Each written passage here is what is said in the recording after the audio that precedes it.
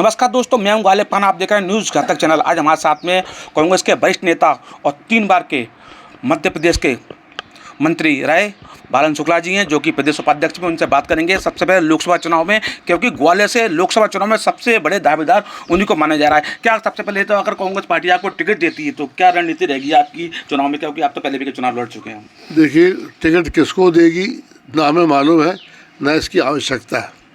Congress party से जिसको भी टिकट दिया जाएगा, सारे कार्यकर्ता कांग्रेस के प्रत्याशी को जिताने के लिए तैयार है।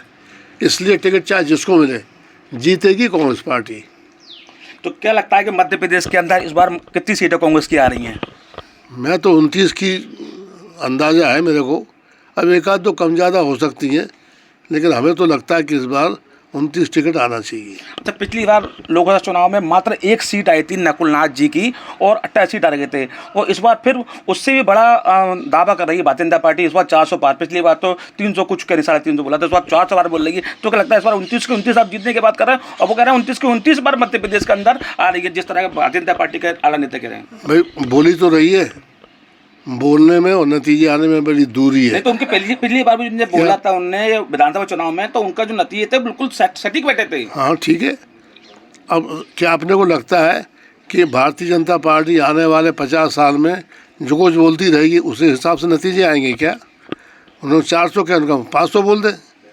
बोलना ही तो है। अब जब नतीजे आएंगे तो पता पड़ेगा कि परिस्थिति क्या है। मैं तो समझता हूँ कि इस बार भारतीय जनता पार्टी की पोल खुल चुकी है, लोग जान चुके हैं। विधानसभा चुनाव में देखा कि लोग कुछ समझ रहे थे, नतीजे कुछ आए। इसका मतलब ये है कि उन्होंने कुछ ना कुछ गड़बड़ी करी थी। अब हमारी पार्टी भी इस बारे में पूरा ख्याल रख रही है कि ऐसी कोई गड़बड़ी ना होने पाए। पिछली बार लगातार कांग्रेस पार्टी आरोप लगा रही है ईवीएम से चुनाव होंगे तो फिर भारतीय जनता पार्टी जीतेगी, और फिर ईवीएम से चुनाव ही हो रहे हैं, क्योंकि जिस तरह से आप देख रहे हैं कि आज से शायद आचार संहिता भी लग सकती है। तो ईवीएम तो चुनाव तो तय है, तो क्या लगता है कि फिर इस बार भारतीय जनता पार्टी? हम कोशिश करेंगे कि ईवीएम में जो उन्होंने गड़बड़ी करी थी उस पर रोक लगा सकें। इस बार हमारे कार्यकर्ता भी इस मामले में बिल्कुल मशगूल है। यहाँ तक कि पोलिंग बूथ पर भी हमारे तमाम कार्यकर्ता इस बात को देखेंगे कि सही तरीके से पोलिंग हो और सही तरीके से नतीजे घोषित हों। तो मैं समझता हूँ कि संभवतः वो बात नहीं हो पाएगी और चुनाव निष्पक्ष होंगे, ऐसी हम उम्मीद करते हैं। और निष्पक्ष हुए तो चुनाव हम जीतेंगे। ग्वालियर के अंदर, ग्वालियर चंबल संभाग में लगभग 4-5 जो भी सीटें हैं, उन सीटों पे केंद्रीय मंत्री ज्योतिरादित्य सिंधिया का बड़ा वर्चस्व माना जाता है। ग्वालियर गुना में से कहीं से भी चुनाव लड़ सकते हैं। क्या लगता है कि इस बार ज्योतिरादित्य सिंधिया का जादू चलेगा? वर्चस्व माना जाता था, अब नहीं माना जाता है। यानी 1.25 लाख से जो आदमी पिछले चुनाव हार गया, उसका वर्चस्व आज भी है। ये कैसे आपको महसूस होता है कि उसका वर्चस्व है? उसका वर्चस्व कतई नहीं है, और वो चुनाव लड़ना चाहते भी नहीं थे। वो तो भारतीय जनता पार्टी ने उनके गले में फंदा डाल दिया और ज़बरदस्ती टिकट दे दिया। तो मैं नहीं समझता हूँ कि इस बार वो जीतेंगे, और वो इसी बात से डर रहे थे, चुनाव लड़ना चाहते नहीं थे। अब बीजेपी ने भी उनको ले तो लिया, लेकिन अब उनको ऐसी कसावट कर दी है कि ना इधर के रहे ना उधर के रहे, और चुनाव उनको हारना। क्या लगता है कि ग्वालियर से अगर ज्योतिरादित्य सिंधिया को टिकट मिलता है और आपको अगर टिकट मिलता है तो क्या किस तरह का देखने को मिलेगा चुनाव? देखिए, ऐसी काल्पनिक बातों का कोई जवाब नहीं होता है। हमें मिलता है, कुशवाहा जी को मिलता है, राणा साहब को मिलता है, अपन इस पर कहाँ तक चर्चा करेंगे? तो मैं तो कह रहा हूँ कि ज्योतिरादित्य सिंधिया चाहे जहाँ से लड़ें हारेंगे। अब दूसरा प्रत्याशी कौन होगा इसकी चर्चा मैं नहीं कर रहा हूँ। अच्छा, एक छोटी बात करें, अगर कांग्रेस पार्टी एक सपोज करो आपको टिकट देती है, तो क्या आपकी प्राथमिकता क्या रहेगी? किस तरह से आप चुनाव जिता कर देंगे कांग्रेस पार्टी को आप? देखिए, इस वक्त कांग्रेस के पक्ष में वातावरण है। मैं कोई बड़ा महत्वपूर्ण व्यक्ति नहीं हूँ, लेकिन जब कांग्रेस के पक्ष में वातावरण है तो मैं भी जीतूँगा। मेरे अलावा भी किसी को टिकट दे दिया जाएगा, वो भी जीतेगा। तो इस समय लोगों के मन में भारतीय जनता पार्टी के जो खोखले वादे थे, वो वादे पूरे हुए नहीं।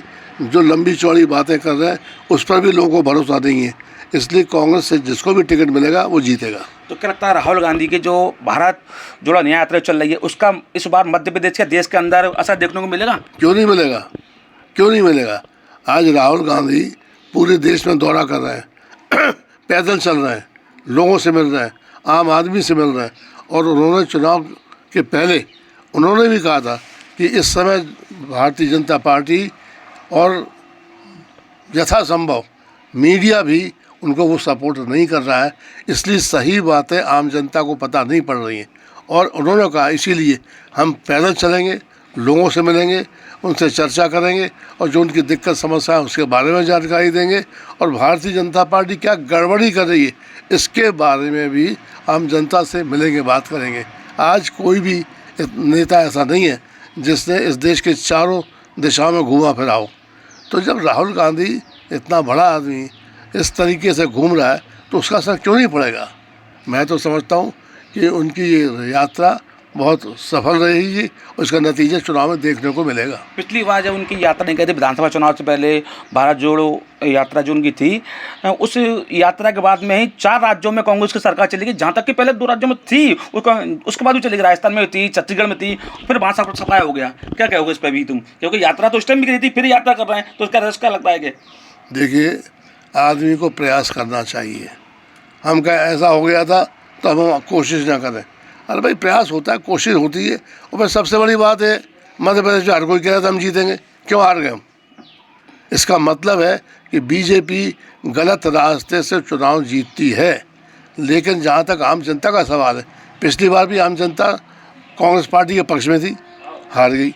अब आगे क्या होगा ये मैं कह तो नहीं सकता हूँ, लेकिन जब जागरूकता बढ़ेगी तो लोग समझेंगे, तो फिर मैं समझता हूँ कि इस बार नतीजे हमारे पक्ष में ही आएंगे। आखिर सवाल, जीतू पटवारी को इस बार प्रदेश अध्यक्ष बदल गया है और इस बार जीतू पटवारी को प्रदेश बताया युवा चेहरा है, क्या लगता है इस बार कुछ नया देखने को मिला जीतू पटवारी के नेतृत्व में? क्यों नहीं देखेगा भाई, वो भी नया तो नया देखने को मिलेगा। ऊर्जावान है, दमदार है, हमारे मीडिया के इंचार्ज थे पहले भी, अभी भी वो। मैं समझता हूँ प्रदेश के अंदर उनके अध्यक्ष बनने से लोगों को खुशी है। हम कमलनाथ से नाराज़ नहीं थे, लेकिन कमलनाथ जी ने खुद ही चुनाव नतीजे के बाद वो पद छोड़ने की बात कही थी, और हमारे सर्वोच्च साथियों नेताओं ने उनकी बात मानी और उनको फिलहाल उनकी जगह पे पटवारी जी को कमान दी हुई। तो मैं समझता हूँ ऐसे ऊर्जावान नेता के पक्ष में जब जनता काम करेगी और हमारे कार्यकर्ता काम करेंगे तो नतीजे अच्छे आएंगे। तो दोस्तों, बिल्कुल आप देख रहे थे न्यूज़ घटक चैनल, जो कि हम आज बात कर रहे थे न्यूज़ घटक के कार्यक्रम खास मुलाकात में हमारी चर्चा चली थी लोकसभा चुनाव को लेके। हमारे साथ में थे कांग्रेस के वरिष्ठ नेता, पूर्व मंत्री आदरणीय बालन शुक्ला जी, जनसंपर्क में करी। इन्होंने 2 बातें स्पष्ट की है कि मध्य प्रदेश के अंदर 29 की 29 सीट कांग्रेस जीतेगी और केंद्रीय मंत्री ज्योतिरादित्य सिंधिया कहीं भी चुनाव लड़ेंगे, चाहे ग्वालियर से लड़ेंगे और चाहे लड़े वो गुना से, उनकी हाथ तय है, क्योंकि उनके हाथ में जबरदस्ती भारतीय जनता पार्टी टिकट दे रही है, वो तो लड़ना भी नहीं चाह रहे, इस तरह का इनका कहना है। तो दोस्तों, लगातार हमारा चैनल न्यूज़ घटक देखते रहे, हम खबरों को शेयर और लाइक